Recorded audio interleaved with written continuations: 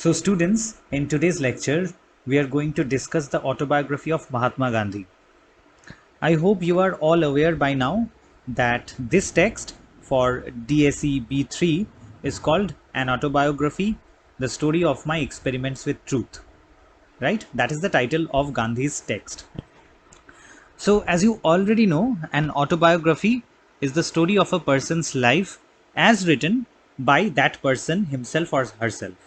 In other words, an autobiography is the narration of a person's life as written by the same individual. So many people tend to think that their life should be written about, but they lack the writing talent to tackle with this project alone. And for that reason, you will find that many books or many autobiographies, to be more specific, are co-written with the help of someone other than the subject, or are narrated by the subject to a writer, right? So in some cases that will happen, that the author himself may not have the capabilities or the talents to write his own life story, right? Maybe an important person, say a celebrity, or a very famous politician, or a very famous sports star, so basically any celebrity or any other person for that matter, whoever wants to write an autobiography, it is not necessary that that person has sufficient writing talent to write it all alone by himself or herself. Naturally, sometimes they usually take the help or hire someone, right?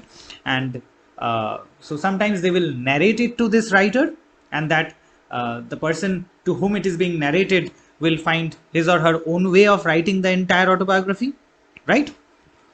Uh, Therefore, it is very important to note that an autobiography is different from a biography. And a biography is the life story of a person narrated by someone else, right? So, remember, this is a very important distinction that you must note at this point. Now, there is one more related term which you must know about, and this term is ghostwriting. So a ghostwriter is hired to write, it could be a autobiography, or it could be any other text for that matter. But essentially, a ghostwriter is hired, to write whatever, from journalistic works to speeches or other texts such as autobiographies that are officially credited to another person as the author, right? So for example, just like one hypothetical example, for example, imagine if I want to write my autobiography, but I do not have the talents to write it, right? So I hired this person who will write this book for me, but when the book is released, it will have my name as the author. So this person will not be credited, right? This person will be paid, of course, but he or she will not officially be credited as having written the book which is published in my name, right? So that is ghostwriting. There's a very famous film by Roman Polanski. I think the title of the film, if I remember correctly, is The Ghostwriter, right?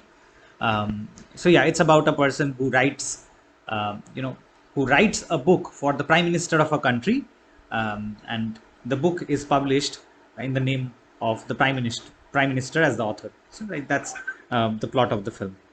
Anyway, so celebrities, executives, participants in timely news stories, and political leaders often hire these ghostwriters to draft or edit autobiographies, memoirs, magazine articles, or other written material more generally.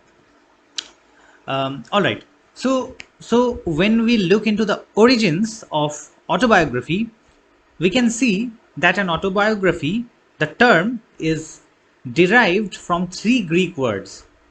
What are these three Greek words? Auto, bio, and graphy. And the meaning of these three words independently in English would be self for auto, life for bio, and writing for graphy. So the Greek auto in English is self, and the Greek bio in English is life, and the Greek graph, from which you get graphy, in English means writing. So these three words combined form the word autobiography. In English, the writing of one's life, right, by himself or herself. So you see, the autobiography is a style of writing that has been around nearly as long as history has been recorded, to be more precise. And yet, autobiography was not classified as a separate genre until the late 18th century. Very important to note this. And the term autobiography was first used by the poet Robert Southey. You must have heard of Robert Southey. He was also a romantic poet, contemporary to Samuel Taylor Coleridge, William Wordsworth. In fact, he was a very good friend of Samuel Taylor Coleridge. And there are very famous poems that Robert Southey has written. And off the top of my head, I can remember one poem, The Inchcape Rock. Nevertheless, the point is, Robert Southey was the person who first used this term, autobiography. And this was in 1809 in the English periodical Quarterly Review, in which he predicted an epidemical rage for autobiography. Right? I'm quoting him. The quote again, Robert Southey predicted, quote, an epidemical rage for autobiography, unquote, which indeed has actually continued to the present day. In other words, to break it down further for you, Robert Southey, when he coined this term, when he first used the term autobiography, he predicted that soon a lot of people will start writing autobiographies. In other words, autobiography will be in vogue. That was the prediction by Robert Southey, and it has come true. Not only has it come true, it has continued nearly, say, 215 years after Robert Southey first used the term. Right? So Southey, you can see, was quite correct in his prediction that autobiographies will be in vogue and hundreds and thousands of people will write their autobiographies, right? So it's very fashionable even now to write autobiographies.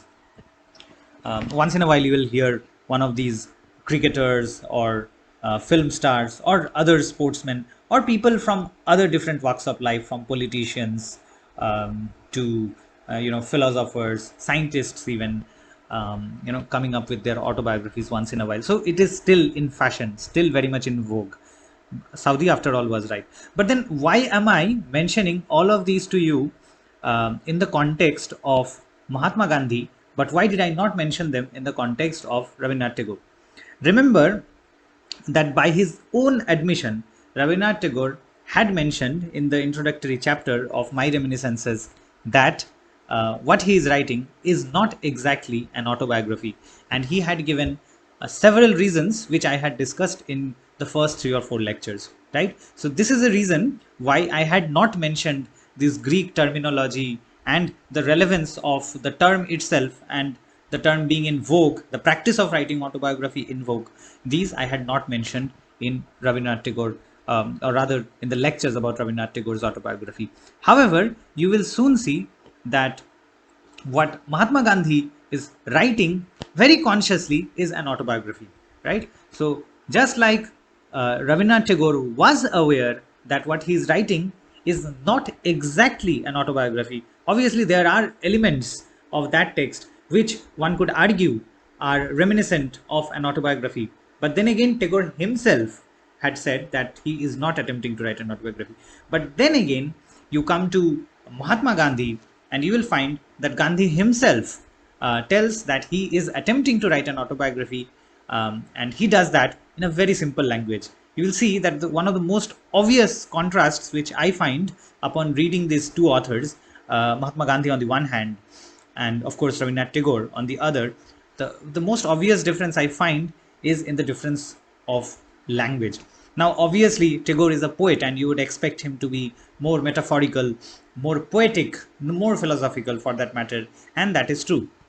Gandhi, on the other hand, he writes his autobiography in a matter of fact way, right? What that means, what that entails, we are going to look at later, right? Let's go back to the term autobiography and what the term implies and how that is relevant to Gandhi is what we will see next.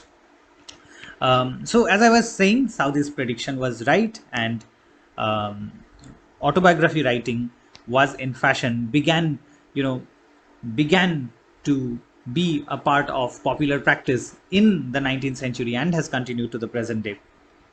So you will find that almost obviously autobiographical works by nature are subjective, right? It's pretty obvious. And the inability or unwillingness of the author to accurately recall memories has in certain cases resulted in misleading or incorrect information, right? This is something you must be aware of, right? You must not assume that just because someone has written an autobiography, he is being or she is being absolutely honest, right? Now, one of the things I want you to note here is what Tagore said while writing My Reminiscences. In the very first chapter, he mentions that life's memories are not life's histories, and memories are as if they are painted by someone else, right? Someone external. So the events as they happened in reality may not correspond to events as someone reminiscences, right? So your memory may not exactly correspond to how things actually happened. And this is something I have spoken about at length. I also gave you the example of another film, Memento, just like today I gave you the example of The Ghostwriter. These are films you should watch, I think. Yeah, and these are definitely not very boring films. And I'm sure at least some of you who are interested in these, and at least in cinephiles, will surely be interested in these movies. Nonetheless, going back to what I was saying, remember, always keep in mind that just because someone has written a book does not mean that he or she is being honest. And there have been instances throughout history of people conjuring up memories in their autobiographies. Is that the case with Gandhi, though? That is a different question. That is a historical question, and not within the scope of our current discussion. But you must be aware of what Tagore said and apply it to all the other autobiographical or semi autobiographical narratives you read, that life's memories are not life's histories, and there will always be a degree of distortion, a degree of refinement when someone writes an autobiography. So that's something I want you to note. So some sociologists and psychologists have noted that autobiography um, often often offers the author the ability to recreate history, right? Again, this is very similar to what Tagore had said, as I mentioned a few moments earlier. Now let's come to Gandhi, right? This text, the story of my experiments with truth, is written by Gandhi himself, right? In other words, he did not have any co-author or ghostwriter. He did not pay someone um, to come and write Gandhi's life story, right? Or at the same time, he also did not have a supporting author, right? A co-author who sat with him every day and helped Gandhi refine his writing. That did not happen, and that is very much reflected in the text itself. As I was telling you, um, Gandhi presents his life story in a more matter of fact way than Tagore does. Tagore is very philosophical, metaphorical, poetic, right? Um Artistic, of course. Gandhi, remember, is a politician, a lawyer. So his language is very different. So you must be able to see the difference in the languages, um, the differences in the syntax, in the way language is used in all the autobiographies you are reading in this paper. And you must learn to differentiate between them, right? So Gandhi mentions how he started and thereafter resumed writing his autobiography at the insistence of Sergeant Yaram Das, right? A fellow prisoner at the Yarwada Central Jail with Gandhi. He was a fellow prisoner. So he mulls over the question of a friend who asked him about writing an autobiography itself, and deemed it as a Western practice, something that nobody does in the East, right? Um, in other words, there are people who argued at the time that writing an autobiography in the East or the Eastern part of the world is not really common, and it is mostly a Western practice, right? But then people in the East have also written autobiographies. So Gandhi himself agrees that his thoughts might change later in life, but the purpose of his story is just to narrate his experiments with truth during his life, right? During the point in his life when he was writing it. He also says that through this book, through the story of my experiments with truth, he wishes to narrate his spiritual and moral experiments rather than political ones. So, the story of my experiments with truth narrates the incidents of his life from his birth, that was, as you surely know, on October 2nd, 1869, in the western part of the contemporary British Raj or British ruled India. Then his marriage at the age of 13 to a girl of his same age. The girl was Kasturba. Then his going to England in 1888 to study law. His interest in the philosophy of non-violence as expressed in the Bhagavad Gita and Jesus Christ's Sermon on the Mount in the Christian Bible. So from the stem, his leadership roles in both South Africa and India are mentioned extensively in his autobiography. But of course, the entire text is not in your syllabus, and we are only going to read a select portion from the text. So the book is divided into five parts. Even though we'll read only part 1, I'm just going to give you an overview. It will help you think about the text. So the story of my experiments with truth is divided into 5 parts, and the first part is his journey. The first part is the one you have in your syllabus, which you are going to read for your exams. The first part is his journey from birth, childhood, his child marriage with Kasturba, the death of his father, and various misgivings, right? And this part also contains several anecdotes which are taught at school for character building. We're going to come across a few of those. Also, you'll find in part 1, Gandhi speaks of the authoritative husband he was with Kasturba, right? So now let me kind of delve into part 1, right? So to give you an overview, part 1 of his autobiography contains 25 chapters, of which you have to prepare the first 8. The first part, this part 1 of the text, narrates incidents of Gandhi's childhood, as I was mentioning. His experiments with eating meat, smoking, drinking, stealing, and subsequent atonement. Now, all of you surely know that Gandhi was born on October the 2nd. It's a public holiday. And I believe most of you must be aware of it. Hopefully, all of you are aware of it. And he was born in Porbandar in Gujarat to his father Karamchand Gandhi and his mother Putli Bai. And at the age of 13, Mahatma Gandhi, Mohandas Karamchand Gandhi, as he himself preferred to be called, you'll find this in the introduction to the text. Gandhi was married at the age of 13 to Kasturba. And the year of Gandhi's birth fell in the mix of the Victorian era, when the British Empire was kind of approaching its apogee, right? So Gandhi talks of himself as being a shy and a sort of fearful child, and his lack of physical prowess was matched by his difficulties in school, right? These are, what I'm doing here in this lecture is I'm trying to give you an overview of chapters 1 to 8. Obviously, we will be looking at these chapters in much greater detail, but think of this lesson as an overview, right?